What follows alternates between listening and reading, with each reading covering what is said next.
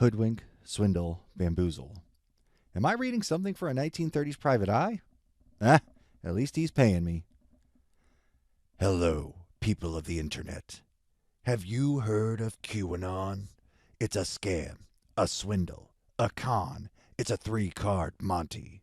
These folks are pulling the wool over your eyes, playing you for a sucker, hitting you with the old razzle-dazzle. And the man to tell you about it is here. From the Poker and Politics Twitter feed, it's the Exit Through the Grift Shop podcast. Hello, everyone, and welcome to the Exit Through the Grift Shop podcast. I'm going to do a quick little thing about Q, because this is one of my non-Q podcasts, as it were. I'm going to get into the Night from Hell, one of my greatest stories from when I was out in Las Vegas, and I hope you enjoy that. If you like the slice of life, stick around for these podcasts. If not, just listen to the other two each week, where I only talk about Q.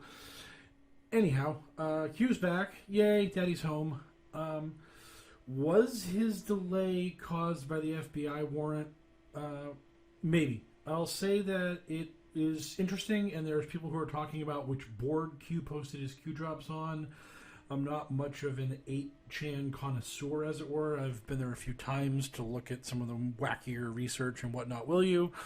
And when the Christchurch shooting happened, I went there to just see all the racism and just monstrous evil of humanity that was there. But the one thing I've been consistent about, and you can see this on my Twitter feed, is that Q's got nothing right now. Q is in a lull. And his fake deadlines, no one believes them anymore. Any big-time Q follower with any serious fan base or followers on Twitter or YouTube subscribers, they'll basically be like, well, Q said this is going to happen, but we know that's just a trick to deep state. So, I mean, he's really got nothing to say right now, and it's all about 2020. It's all about getting to the election. So I feel like Q's just going to be really inactive for this part of the year. They're just going to coast. They're going to go away for a couple weeks, come back, give a couple of drops, link to John Solomon, tweet out a few people that have Q proofs. Just maintenance. He's just going to be doing maintenance work until we get to Iowa and New Hampshire and the primaries really kick in and a bunch of these Democrats get weeded out of the field and blah, blah, blah. And once the Democrats pretty much have like their strong contenders, we're down to the final four and they're throwing their punches, Q's going to jump in and then the movement will really get moving, and the ultimate deadline will be the 2020 election, because if you don't vote for Donald Trump and keep him in power, then the deep state wins and all the babies will be slaughtered to Moloch, and we can't let that happen. So I feel like that's why Q's did what he did. I think the FBI definitely helped. I thought it was possible that he might just be gone forever because of that, but even with all that there, I just think that he has nothing to say because there's nothing going on. There's nothing really important politically happening. I mean, my Twitter feed has people talking about the gerrymandering case and the census question that the Supreme Court just decided these things. I think maybe like 5-10% of Americans notice or care about these things. So I really don't feel like this really gets people going. The low information boomer that's like your rank and file QAnon supporter, like they might hear about this stuff a little bit, but they just want to know who to hate. Are they going to hate Sleepy Joe? Are they going to hate Pocahontas? Are they going to hate any of the other candidates? Which candidates are the Democrats going to foist upon us that are the baby-murdering Satanists that these people need to hate? So that's really what Q's all about, is getting the hate going. So he's got no one to hate right now. They got nothing going for them. There's no important politics happening. So just put it on cruise control. Let Praying Medic and Joe M. and Dustin Nemos and Jordan Sather and all these guys just sort of do their thing, run their grifts, and just check in every now and then, say hi, tell people that you're still crushing the deep state, patriots in control, and move along. Just keep chalking off, crossing off days in the calendar until we get into the heart of the election season, and then it'll be fun. So that's Q. Bam, done with that. On to fabulous Las Vegas. So I was a dealer slash floor man at the Tropicana in Las Vegas. it was a very small poker room, 6 tables. So, like, when I say I was a floor on the Las Vegas Strip, that is way overstating what I was. Like, if you're thinking of, like, Bellagio and, like, the 40, 50 tables in Bobby's room where the high rollers are, I was dealing the cheapest games in the smallest room in Vegas. But I was a floor, so I still had to run the ship, as it were. And now, the thing about being a floor is that in this room, the floors made less money than the dealers, and the floors had to deal with more problems than the dealers. Because if the dealer had a bad customer, they would yell at you to deal with them, and then you would have to deal with the bad customer because that was your job. So you had more grief and less pay, so they would just give anyone this floor job. Like, anyone who wanted to put the suit on got it.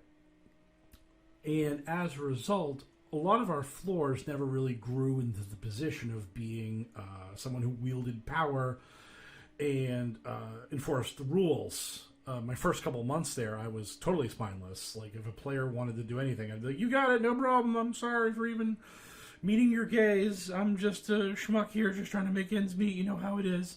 Just this total wimp, complete pushover. So, and this was the status of most of our floors, because they would floor for a few months, and then they'd either quit or they'd beg to go back to dealing, and then we would grab somebody else and make them a floor.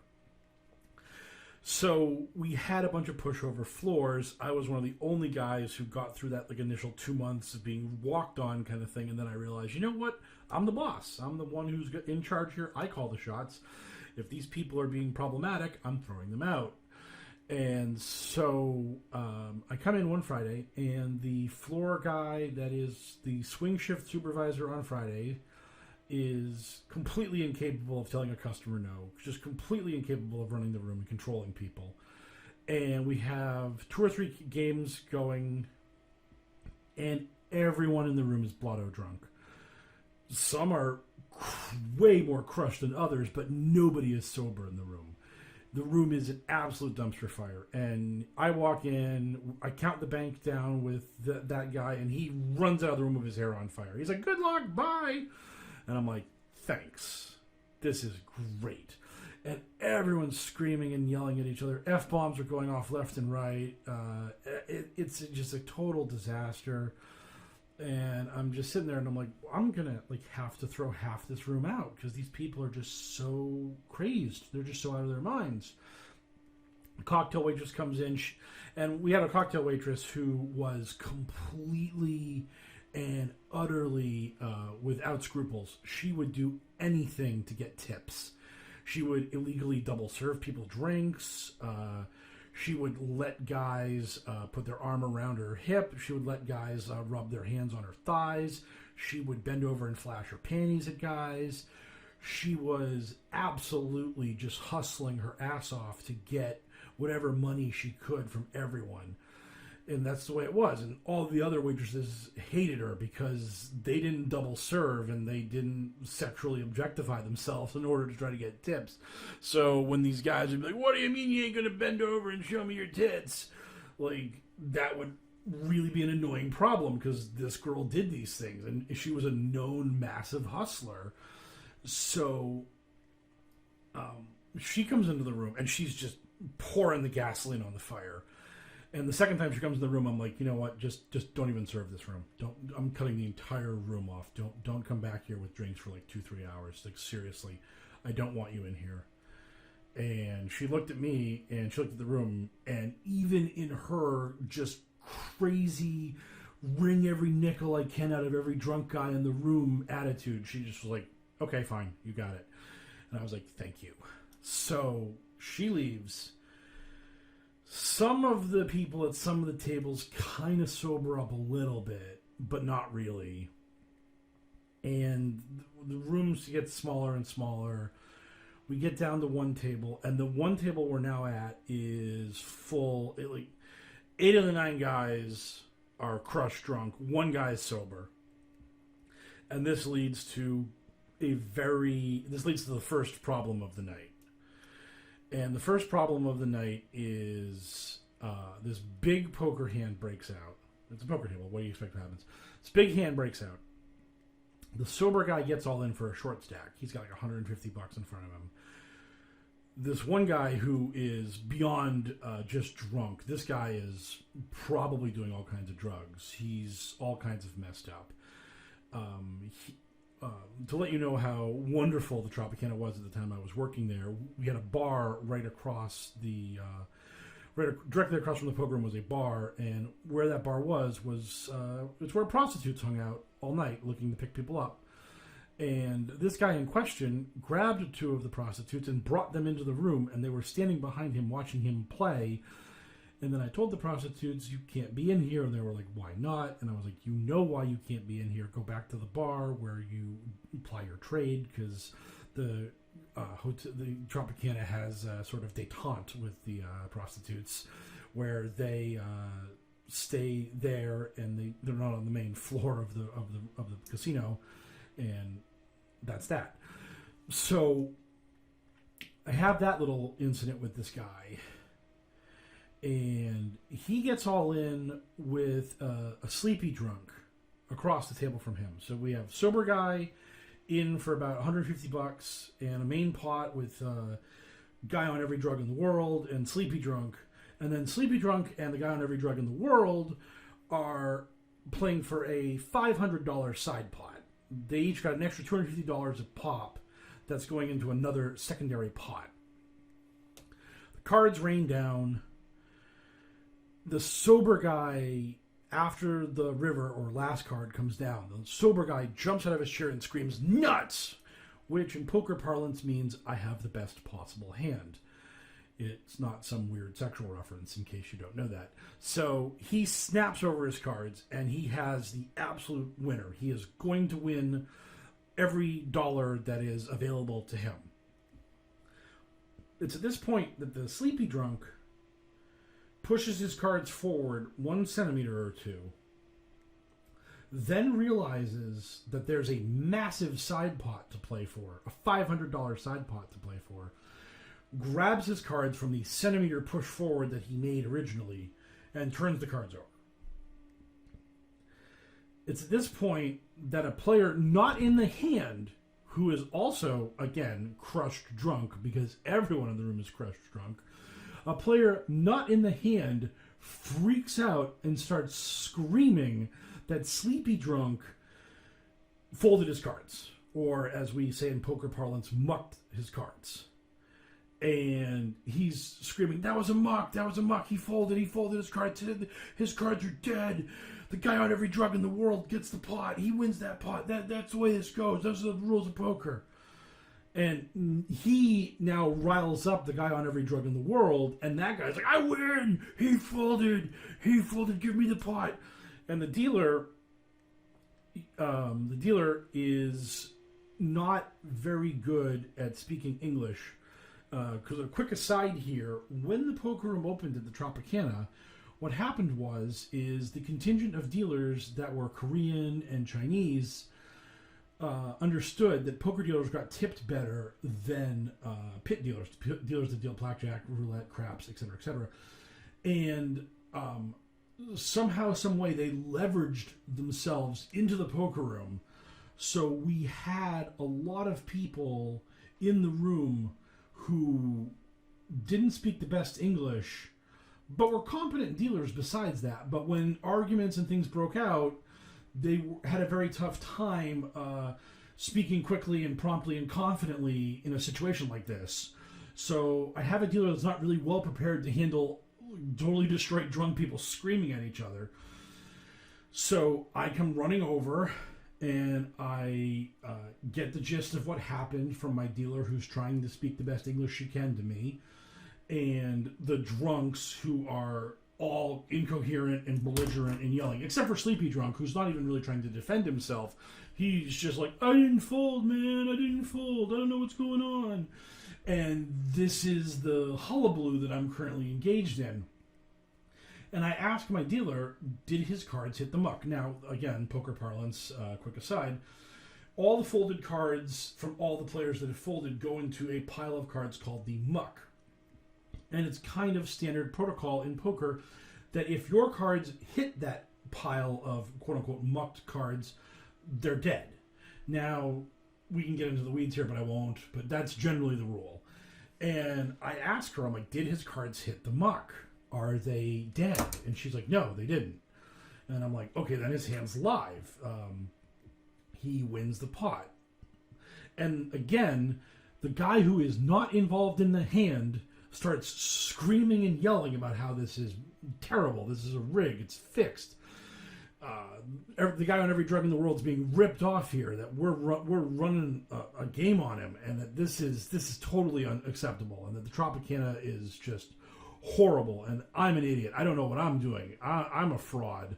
I'm a terrible, corrupt floor person allowing a bad, incompetent dealer to steal this guy's hard-earned money.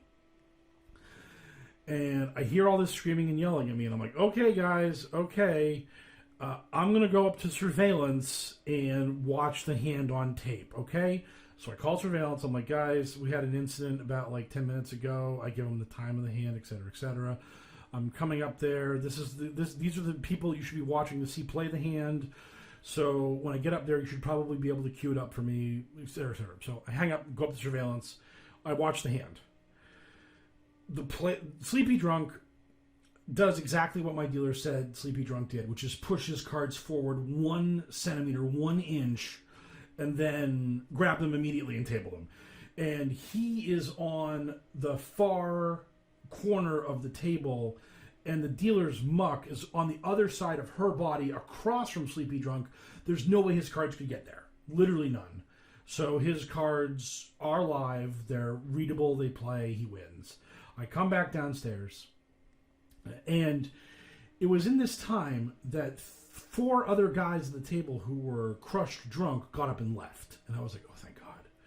I got rid of those guys because, again, everyone at this table is a problem, and I just don't want to deal with them. And if this table just goes away, then my night's better. I mean, my dealer isn't getting paid, and that sucks for her, but this is one of the highest stress tables I've ever had to deal with because it's just endless drunk, belligerent stupidity, and everyone's screaming and yelling at each other, and like it's all sounds like it's pretend and fun and cool, but sometimes it gets a little like abrasive and loud, and you have an incident like this. So I come back down and I tell the guy, I'm like, you lost the hand, you're paying this guy the money. And at this point, I've also called security, and security shows up, and I'm like, you lost, pay the guy his money, and then I'm throwing you out. And the guy's like, I will only pay him the money if you let me stay and keep playing. And I'm like, no, that's not how this works. You refused to pay the bet this whole time. You've brought prostitutes into the room. You have been nothing but a problem. You're on Mars. You're delusional. You're on every drug in the world. You're paying this bet and I'm throwing you out. And the guy was like, no, I'm not paying the bet then. I will refuse to pay the bet. And it was at this point that he got up and left the room and security was walking him out. And I didn't see it, but apparently he got handsy with one of the security guards and pushed them. And it was at that point that they grabbed him and brought him to the drunk tank in the cellar of the Tropicana. Fun little fact, every casino in Vegas has basically a tiny prison cell for incidents like this where they keep you in holding until the actual police arrive to grab you. So he's gone. So my life is a little bit improved on that front. Unfortunately, while I was at surveillance watching this hand, the 4 guys that were crushed drunk that had left went to MGM across the street from the Tropicana, were too drunk to play there, got thrown out, and came back to my place and sat back down. So my table is now them and a couple of other drunks who are not related to them, and they're all just sort of playing poker as slovenly and incoherently as you could. Sleepy Drunk, I had to pay him out of the drawer, and he kind of just was so weirded out by the whole incident that he left. So I'm now like through this crummy incident, and I think I've made it through the worst of the night.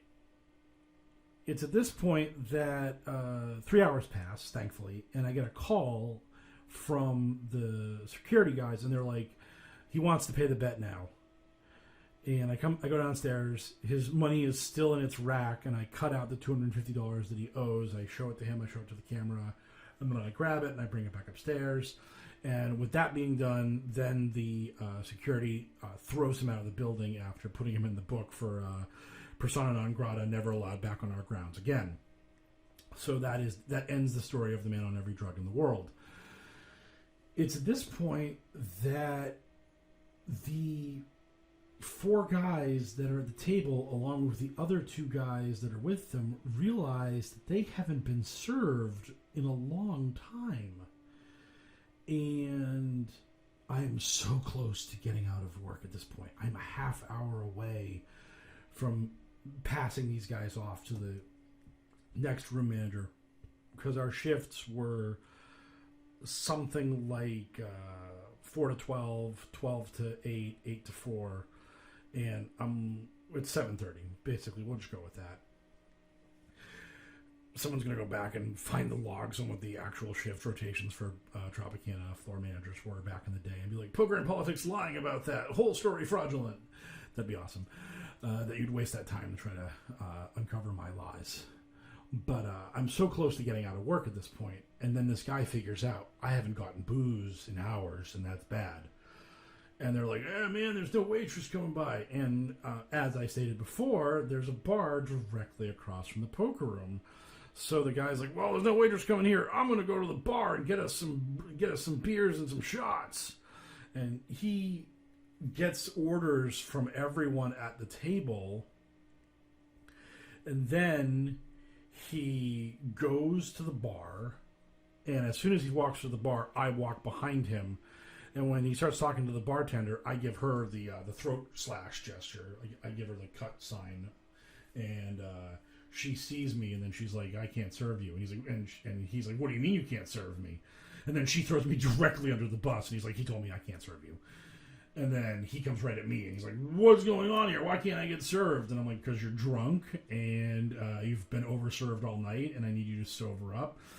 And this is the thing. This guy has not had alcohol in like 3 hours, and he's still drunk. These guys were just crushed when I got into the room. I mean, honestly, now that I think about it, it could have been even more than that. But also, they might have gotten some booze at MGM before they got kicked out of MGM. But anyways, they're still drunk, and they're still belligerent and incoherent.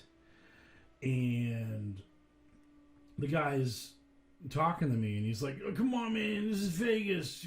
What do you mean we can't drink in Vegas? What happens in Vegas stays in Vegas. This is a party, man. Come on. And I'm like, no, you can't drink. You guys are too drunk. We're not over-serving you. It's house policy.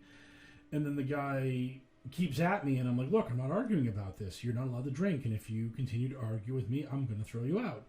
And then the guy explains to me that he's not arguing with me. He just wants to have a discussion with me about drinking. And I'm like, we're not discussing it. We're not arguing it. If you keep doing this, I'm throwing you out. And then he just keeps coming at me about the fact that he's not allowed to drink. And that makes him very upset. And I tell him, that's it. You're gone. I'm throwing you out. So it's at this point that I call security and I tell them, throw this guy out. I tell them, I need security to come down here and get this guy and throw him out. It's at this point that he and his friends start pouting about me and what a horrible, belligerent monster I am. And various choice quotes about how terrible I am are uttered, such as, first and only real taste of power he will ever have in his life. Has never had sex in his life without paying for it. Fat, ugly, and stupid. They're just all over me. They're just killing me and yelling about me and just being generally pretty belligerent and miserable. And I can't wait to get rid of this guy now and his friends who are egging him on to continue to get mad at me. It is at this moment that a security guard, now this is the thing about all security guards in casinos in Vegas, is that they hire pretty much everyone because the main job of security is to just do routine grunt work for the building, like moving chips from point A to point B, the carts when you're taking money off of tables like roulette and bringing that money into the count rooms and stuff like that.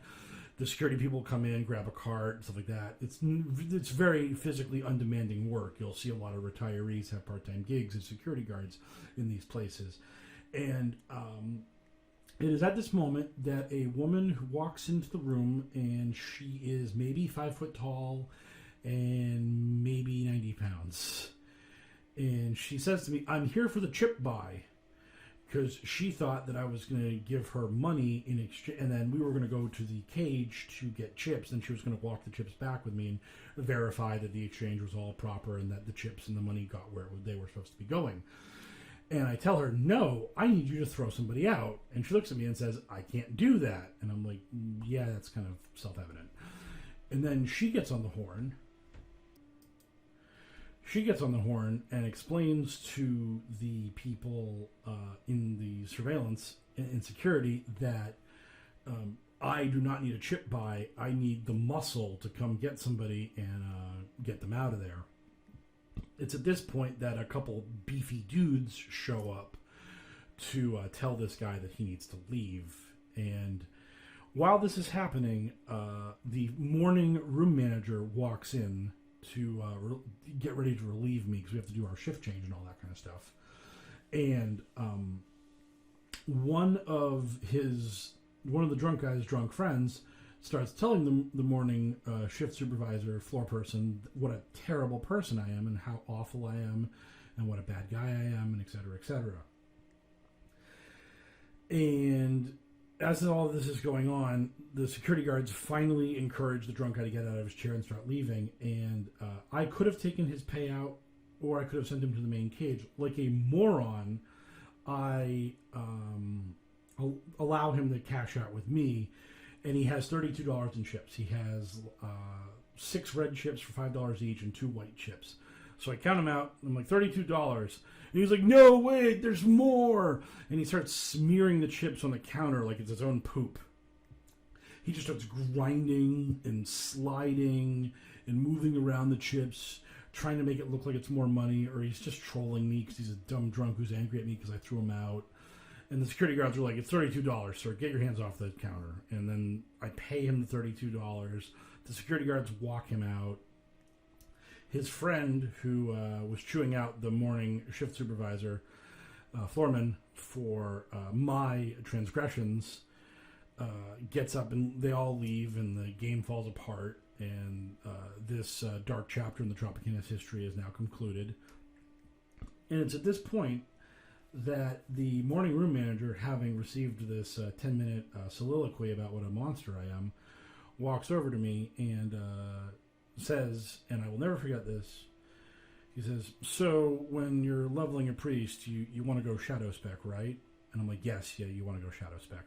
And that is World of Warcraft, and he had just started playing, and I was a pretty avid player at the time, so that let me know how much he cared about the drunk guy's dumb soliloquy about what a monster I was and how terrible a human being I was. And that made me feel very good about how the morning floorman was handling the situation. And it was at that point that he looked at me and said, "You probably had a rough night. Get out of here." And I was like, "Thank you." And so I was allowed to flee the building and get home.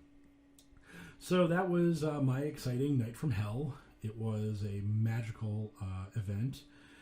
And that's the kind of fun that happens when you are doing the overnight shifts on a Friday in Las Vegas and dealing with all kinds of tourists who think they have a right to be served all the alcohol in the world and are allowed to do so for 8 hours before you show up. So, hope this was entertaining. A little break from all the Q stuff. And I'll catch you all later sometime, I guess. I don't know. I can't talk anymore. Goodbye.